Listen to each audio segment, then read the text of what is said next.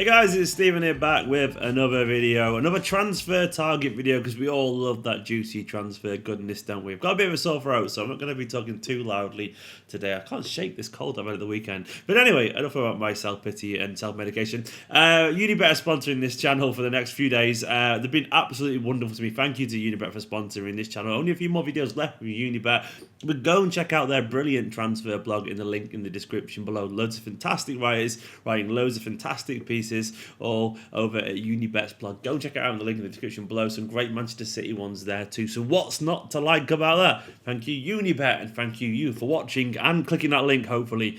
Absolute heroes. And also today, before I dive into the transfer rumours, I can't let that third kit pass, can I? Oh, it's bold.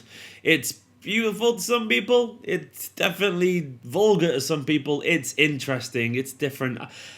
I don't mind it, I'm being honest. I think the only thing they got wrong was probably the shorts. If they were black, I think the whole thing would pull together a lot more interestingly, a lot more vibrantly. I'll probably end up getting, a cheap one somewhere, so one day maybe. I'll see it in person, see what I like of it. And if we get a heat wave, I might consider buying it. But for now, though, I did a more in-depth review over at footy.com, which is my day job when I do social media there for them. We make videos there as well, so it'll be on screen somewhere round about now. Go and open a tab with that video on, because it's really good. Me and Phil, our good friend Phil, sat and went through that shirt and discussed it in great detail. There's loads of stuff over there, so go subscribe to footy.com, go and check out that video, and let me know in the comments what you think of that kit as well, the third kit. It's very different.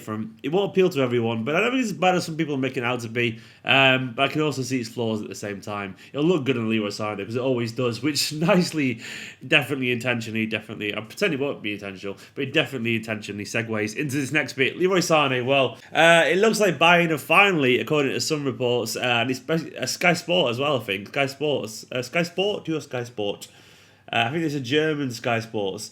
Or is it Milan Sky Sports? Basically, some overseas Sky Sports brand have accepted, according to their reports anyway, that Leroy Sane won't be going to Bayern Munich, which is obviously huge, wonderful, exciting, massive news.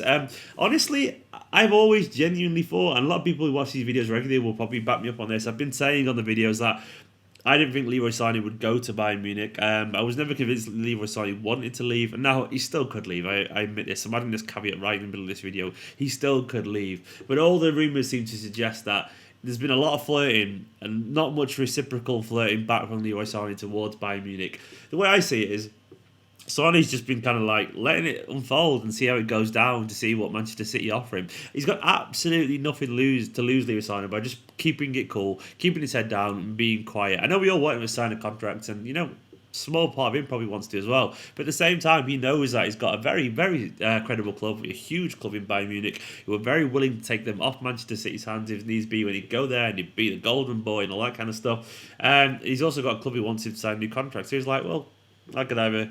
either option is very good for me. It's win-win. I either get a shitload of money at Manchester City and stay there with the best manager in the world and guarantee trophies probably and all that kind of stuff, or go and be the golden boy over in Germany.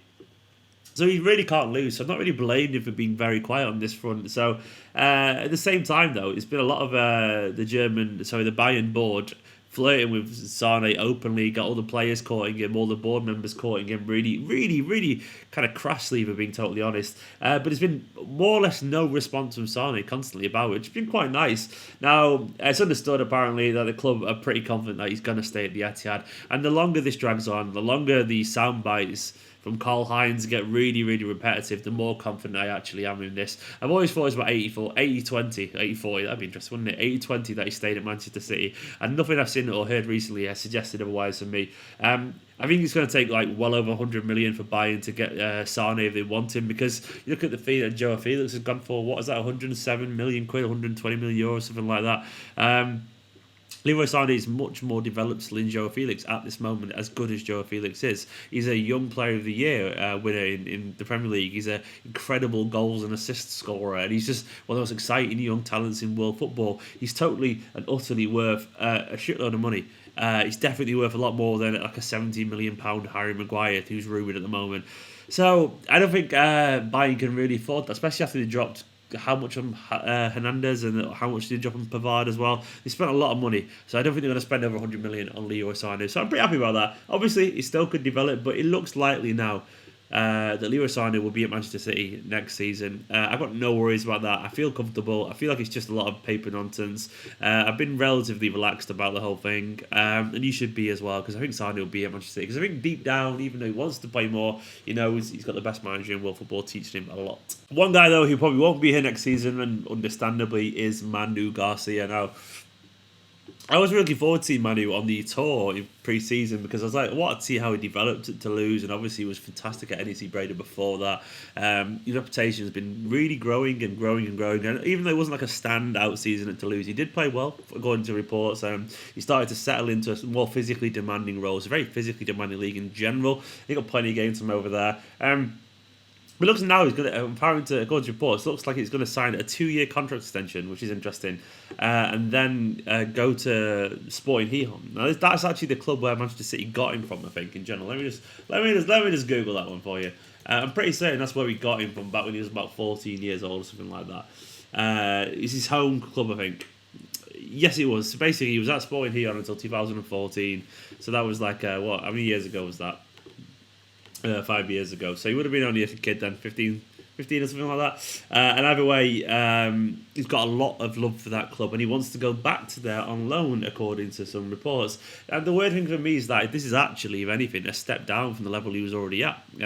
It's a second tier in Spanish football, which is a bit of a shame. I was hoping after some very good performances over the Netherlands, then some very good performances once again over in France, that he'd at least get a top level league to try out.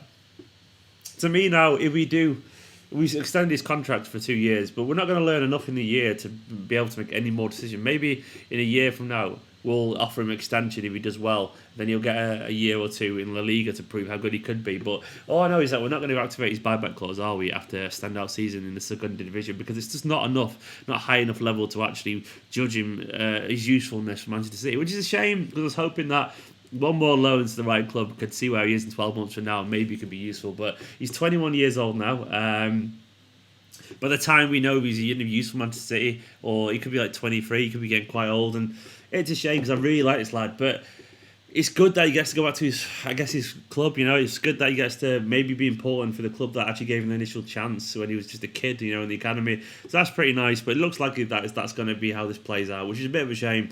And one interesting bit of news, which has kind of been pushing quite strong today. We all know that Nicolas Otamendi is possibly considering leaving Manchester City this summer. It's not really hidden news that. But the latest news is that this has come from Diario, which I always get wrong, and Marca. So two big Spanish sources there. The first one saying that City have reached an agreement with Valencia actually for Nicolas Otamendi to go. But it's agreed that Otamendi's on leaving if the club gets a certain amount for it. So basically we said you can actually go, but it's only because you like you and you want to go back to Valencia. So I think City basically are willing to let Otamendi have his dream of going back to Valencia, return a hero, return a senior international, return experience, better, and go back to the Mestalla and take him to the Champions League. Apparently that's what Otamendi wants, which is, I don't mind it. I think the general, his nickname there, has been a very good servant for Manchester City Football Club. But we are a bit short. We've been gone. This Vincent Kompany's gone. The only other senior, the most senior centre-back we got after that, obviously was Nicolas Otamendi. And if he goes, we're left at the moment with just John Stones and Laporte, and then a bunch of academy lads, or maybe Fernandinho or Rodri or whatever. The rumours are that if we did sell Otamendi, we'd have someone like, this is a Twitter rumour I saw around today, Ruben Diaz or something like that, the young Portuguese defender, I think.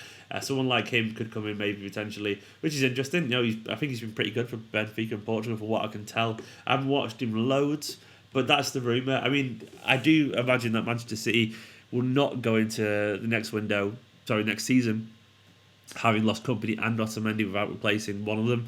We're not that stupid, I think we'll only let Otamendi go if we're comfortable that we'll get someone in through the door that will fill in those gaps in the squad, because it'd just be suicide just to go into the season with the Stones and Laporte, and then maybe a defensive midfielder being able to play there, or some academy lads. It's just, as much as I like Eric Garcia, and as much as someone like Taylor Howard-Bellis is a really good young prospect, he's just not ready, and neither is the other guy ready. Not ready to be number 3. Number 4, maybe, one of them, possibly, yes, definitely, but not number 3 there.